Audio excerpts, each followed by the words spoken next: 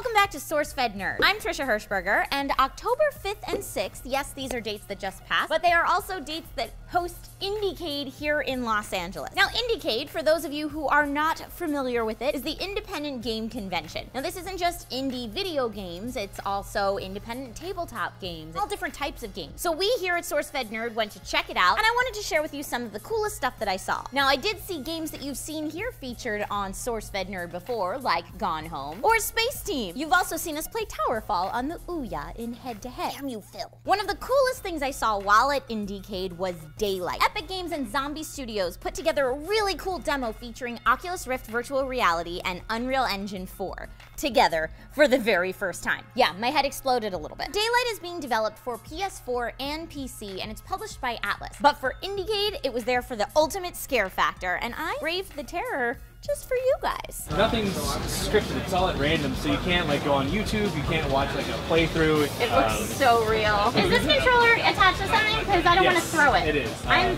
the biggest, scaredy cat in the universe.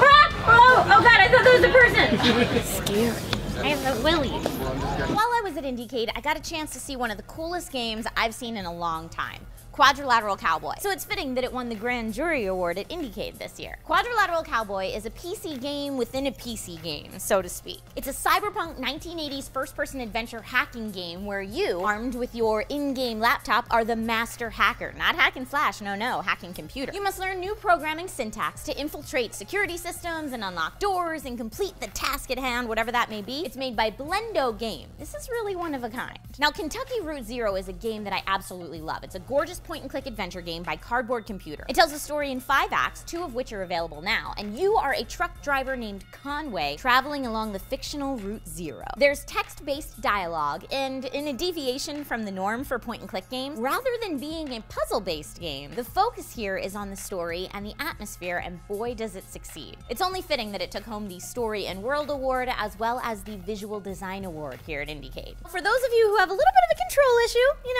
not me at all, there's this game called Reyes. You get to control 4 powerful giants who get to create the world as they see fit. You control everything about shaping the world except for humankind. You can make your planet teeming with minerals and plants, but don't give your humans too much control or their pride will take over and they'll start to attack you. It certainly gives you a new perspective while being entertaining. My favorite tabletop game that I got a chance to see while I was there was Dog Eat Dog. Obviously, you can't watch me playing this game because that's like a 4 or 5 hour plus tabletop RPG adventure. So I'll just tell you about it. Dog Eat Dog is a tabletop RPG that was the winner of this year's Impact Award for a reason. Players make up the culture of any tiny island, then one player assumes the role of the new occupying regime while the rest become individual natives. The real adventure here is the very real conflict of assimilation, power struggles, what feels to be very emotional and very real history of 2 cultures struggling to come out on top. Gameplay is relatively simple and good for folks new to the role-playing world to get started. By far, the coolest experience at IndieCade this year was VirtuSphere, created by Ray Latipov. VirtuSphere is a 10-foot hollow sphere that works like a hamster ball to let the player actually walk or run or duck and cover inside a virtual reality experience. Now, at IndieCade, it was paired with Oculus Rift, and I was actually in a graveyard being attacked by aliens with only my gun to defend me. It was insane. I got a chance to speak with the creator, Ray, and Michael Douglas with InnerSphere Virtual Reality, and they told me that VirtuSphere is not only used for gaming, but for military and police training, medical centers, museums, education, and even more. So cool. I could do anything. I could be a sports star inside that ball. I could adventure. It's absolutely limitless. It's all up to just the developers. Do you see this eventually, maybe Garden Walk